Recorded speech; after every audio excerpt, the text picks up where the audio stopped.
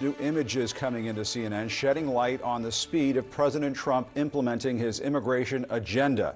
The White House has just released these images, migrants lined up, handcuffed and led onto a military aircraft. We should note CNN cannot independently confirm the details because our crews were not there on the ground when these images were being captured. CNN White House correspondent Priscilla Alvarez is here to talk about this. Priscilla, what are we learning about these flights? And we should note, we were just showing this a few moments ago, those images were tweeted out or posted by the White House press secretary. So this is coming from the White House. That's right. Yeah. This is part of their show of force after the president signed his executive order declaring a national emergency at the U.S. southern border. Now, if we can bring the photos up again, because I do want to point out what's different here.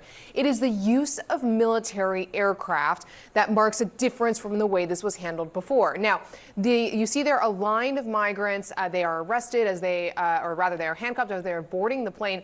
That part of this is actually quite typical when it comes to immigration and customs enforcement and the way that they would board one of their deportation flights. But again, what is notable in this image is of that military aircraft. Now, I am getting some details from a Homeland Security official who tells me that it was about 75 to 80 migrants from Guatemala, and they were bound for Guatemala. We are now getting updates from an organization on the ground in Guatemala that is putting out stills of these arrivals. So this story is quickly developing. But in addition to that, we also know they were recent border crossers. So they were in Border Patrol custody and they were in the El Paso sector. Now, the Pentagon has said that they were sending this military aircraft to El Paso and to San Diego. So we'll see if more of these flights continue. But Jim, just to broaden this out a little bit, the situation at the U.S. southern border is relatively quiet, far more than it was even over the last several months. So about 1,100 to 1,300 people crossing a day versus the 4,000, 6,000 and up that we were seeing in recent years. So this is an effort to really clamp down on the U.S. southern border, even as border crossings where they are right now are lower than they were in recent years. Interesting. All right, Priscilla, stay with me. I want to bring in CNN contributor and New York Times journalist Lulu Garcia-Navarro. Lulu, good to see you.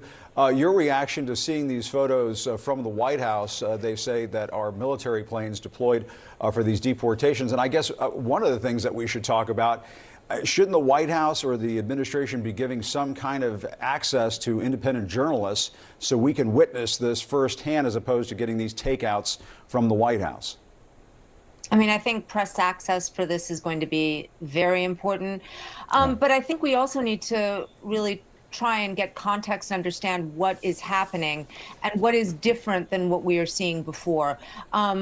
Immigration and Customs Enforcement, ICE, came out with a statement that said that they had arrested 538 people yesterday. And that is about double what we have seen previously. So indeed, we are now seeing stepped up enforcement. There has been some allegations that they are going into private places and not using warrants. That is illegal. So again, is that different? What are we seeing that is actually different? And that's going to be the thing that's going to tell us if this is actually effective, who they're targeting, and where are they targeting people. One of the concerns about this is that they're really going to be targeting people in blue cities and blue states. That is different than what we saw during the first Trump administration, where they were doing raids in North Dakota and red states and rural areas. This seems to be targeted in places that are blue states. So what does that tell us? Does that tell us that this is politically motivated, that they're trying to instill fear in immigrant communities in blue areas as opposed to red areas? You know, all of these things, as we're looking at this enforcement operation, we have to really think about what it means and what is the administration actually trying to achieve. Yeah, we're going to be talking about what took place in Newark, New Jersey in just a few moments. But Lulu, I do want to ask you, the president has ordered the Pentagon to search 1,500 active military troops to the southern border. We're also seeing these new images of military support away from the border. These are from Camp Pendleton in California. These are from New Mexico, some other images we can show you. And we're now learning that more soldiers are preparing for possible deployment to the border. And so, I mean, Lulu, this is something that, is a bit of a departure from what we've seen in the past, and that this is a very militarized looking deportation operation, mass deportation operation.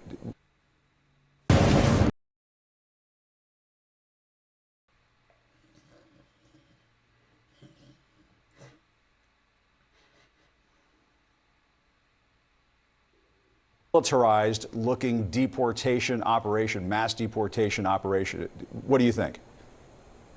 I mean, this is very unusual. This is not the purview of the United States military. They don't have the training for it. But this is what the Trump administration is doing to try and bolster their capacity to deport people, because they haven't gotten more money from Congress for this. They don't have more ICE agents. And so they're trying to pull in other agencies to get involved in this deportation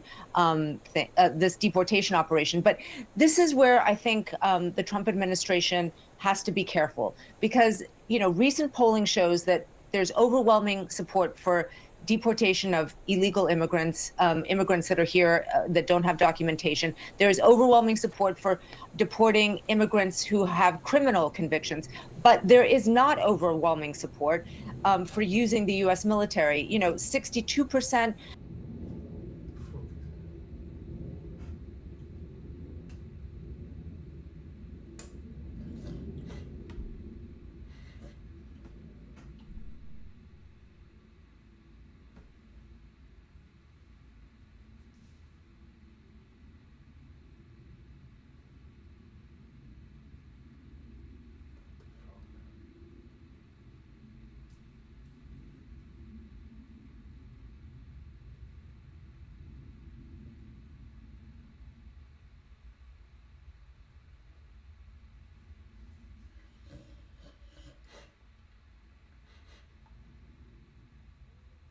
Because they haven't gotten more money from Congress for this. They don't have more ICE agents. And so they're trying to pull in other agencies to get involved in this deportation operation. But this is where I think the Trump administration has to be careful, because recent polling shows that there's overwhelming support for deportation of illegal immigrants, immigrants that are here that don't have documentation. There is overwhelming support for deporting immigrants who have criminal convictions, but there is not overwhelming support for using the U.S. military. 62% of Americans oppose separating families, something that the administration says that they're going to do. 59% are against using the U.S. military. And so, this is not popular with the American people.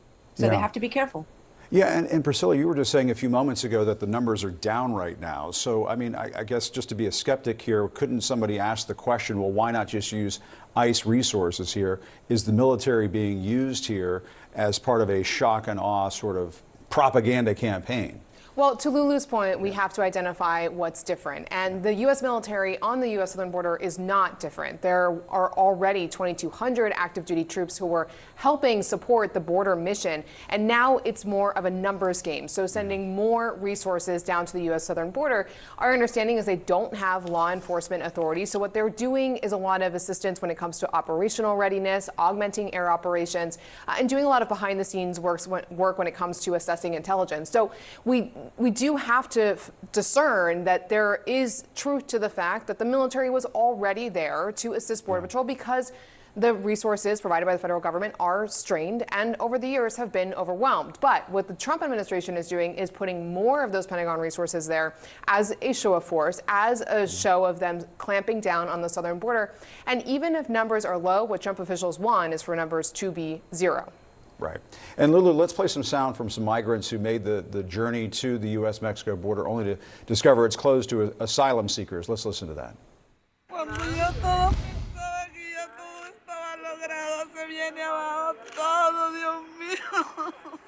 ¿Qué va a pasar?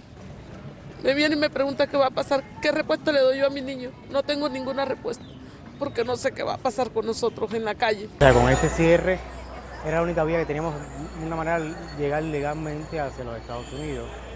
Y ahora ha sido completamente en vano el sacrificio que hemos hecho para salir de nuestros países. Hemos tenido que atravesar miles de países para llegar, ¿entiendes? Eso ha sido un golpe muy duro. Yeah, I mean, Lulu, this is a reminder of the human toll of all this. I mean, that is the central reminder of all of this. There are people who have come to this country, and they did come in the right way. They actually followed the guidance of the previous administration. They waited their turn. They put their information into an app. Many of them have come into this country and were given parole. That is a legal right that is given by the government to be able to live and work here while asylum claims are being processed. And so they did everything the right way, they think, and yet still they are being penalized for it because of the change in this administration. And that is an enormous human toll. These are families, these are children. All right, Priscilla, Lulu, thank you both very much. Appreciate it. In the meantime, several cities are now seeing President Trump's expanding immigration crackdown, as Lulu was just discussing. ICE announced more than 500 arrests just yesterday, some of them in Newark, New Jersey. A restaurant owner there says about a dozen agents demanded to see documentation of his employees. A couple of the guys couldn't show their identification. 3 of them got arrested. 26 years in business, I've never seen anything like this. Now, Newark's mayor says ICE officers, quote, unlawfully terrorized his city and detained undocumented residents as well as some U.S. citizens. CNN has been unable to independently verify that, but the mayor is expected to speak later on this morning. Joining us now is the former acting director of ICE, John Sandweg. John, I guess what's your take? First of all, I want to ask you about Newark in just a moment, but we were just showing these images coming in from the White House. Of course, we have to remind our viewers these are images provided by the White House of migrants being loaded onto military transport planes. What was your reaction to that when you saw it? Jim, look, I think this is just the tip of the iceberg. I mean, the administration has essentially declared a war on immigration, not just at the border, but also in the interior.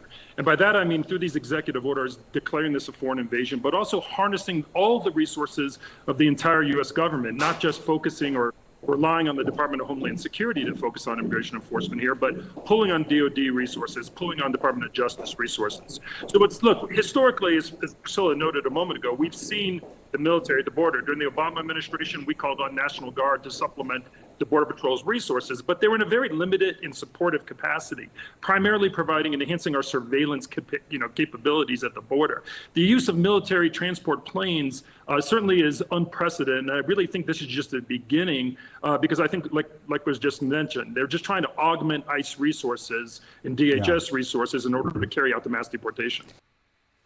Every great journey begins with a single step.